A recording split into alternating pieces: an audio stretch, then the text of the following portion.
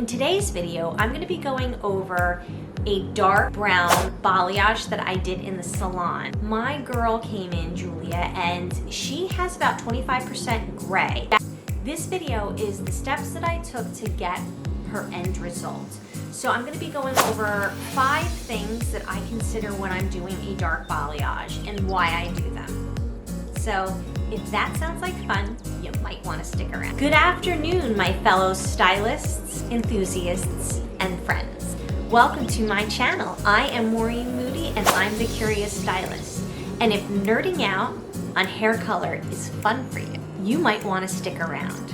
And to all my returning subscribers, well, you all know we're all color geeks together. Julia came in and she's about 25% gray. This is her before and this is her after shot. Now, so Julia has about 25% gray.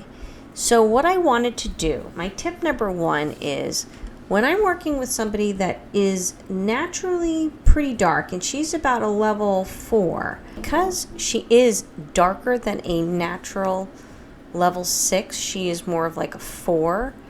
I used the Demi-Permanent too, because when you use the Demi-Permanent to cover the gray, and then you're balayaging with it, the lightener, if it does overlap, is a little bit more forgiving than if you were to do this with permanent hair color. Permanent hair color is very unforgiving when it comes to overlapping with the lightener, so you really want to be careful with that. Where Demi-Permanent is nice and forgiving and you can work with it a little bit easier, it won't give you quite as much warmth if the lightener hits it than if you were to use. I mixed Vibrance 5-00 and Vibrance 5-1 with 13 volume, and I'll be posting the formula above. My tip number 2 is that when I apply, before I started to highlight her, I actually applied her touch-up, and I did it for about 1.5 to 2 inches away from her scalp. So I covered all of her gray hair up to 2 inches away from her scalp, because I wanted her to stay pretty dark at the root. I wanted it to be very soft around the face, but I did not want the highlights to go all the way up to the top. So when you are doing this on darker hair types, it's really okay to not take it all the way up to the top, especially when you're working with brunettes. So that is my tip number 2. So my tip number 3 is when you are applying the lightener on, especially when you're working with darker shades, you're going to try not to overlap the color and the lightener.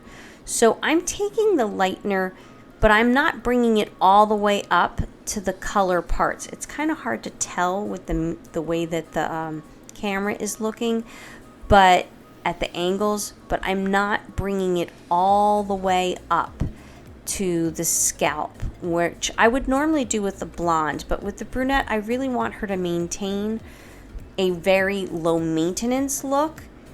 And so I'm trying to diffuse that light, but stop it right before it reaches the hair colored part of her hair. So the section of the hair that has the hair color, I'm trying to avoid that. And I am applying the lightener on pretty heavy. I'm trying to cake that on because I want to give it a lot of beautiful lift.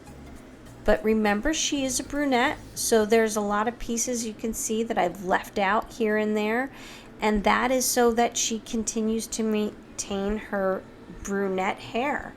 And I'm applying it to the like button if you're finding value. Maintain just the diffusion of light. I don't want a strong or hard lines going on in her hair. Thank you for stopping by. I make weekly videos. If you find value in this content, please smash the like button and subscribe. So my tip number 4 is when you get to the round of the head, the top part, which you're going to see in a shortly, you are going to take the time to do a big weave, and then you're going to back comb. And by back combing it, it's going to diffuse the light and give you a better blend with your balayage.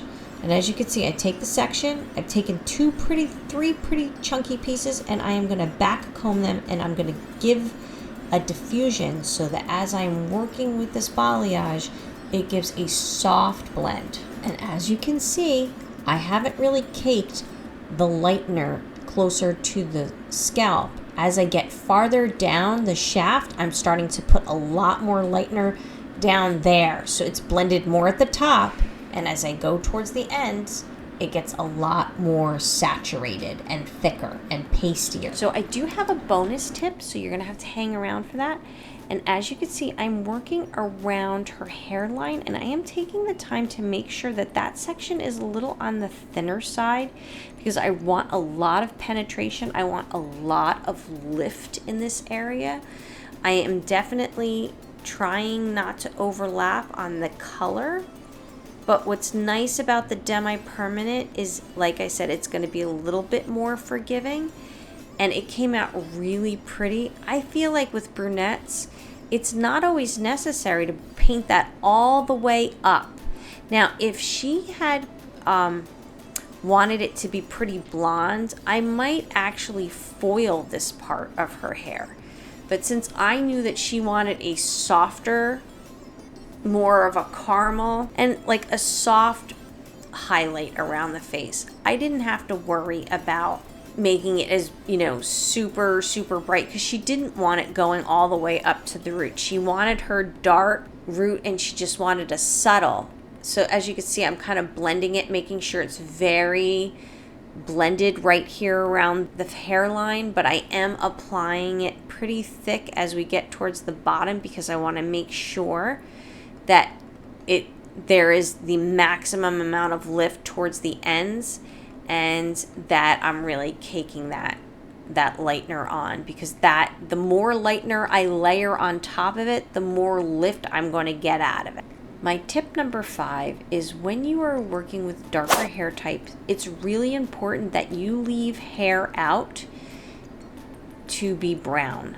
I don't like seeing a balayage where all of the dark hair is completely lightened out on the bottom.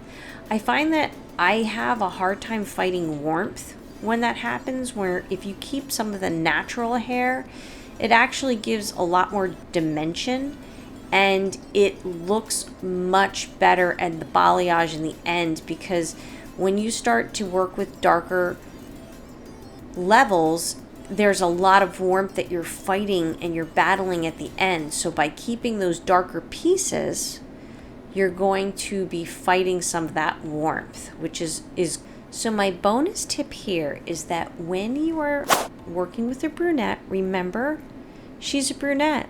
So do not be afraid to glaze her with a beautiful beige or a chocolate, because it's going to actually, you're going to think, oh my gosh, it's going to be a lot of warmth, it's going to pull a lot of warmth, but actually by adding the beige, it centers it and it controls the warmth, and it gives a really pretty look. For years, I was afraid. I always thought, oh, I need to put a neutral on it, or I need to put an ash on it to control it.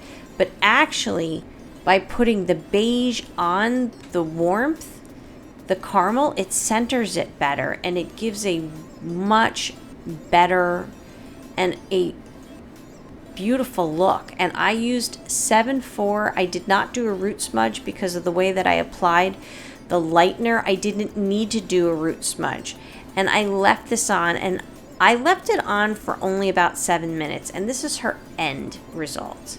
This is her before, and this is her after. And as you can see, it's a really pretty caramel. Thanks for stopping by, and I have more videos on balayage, which I'll link above.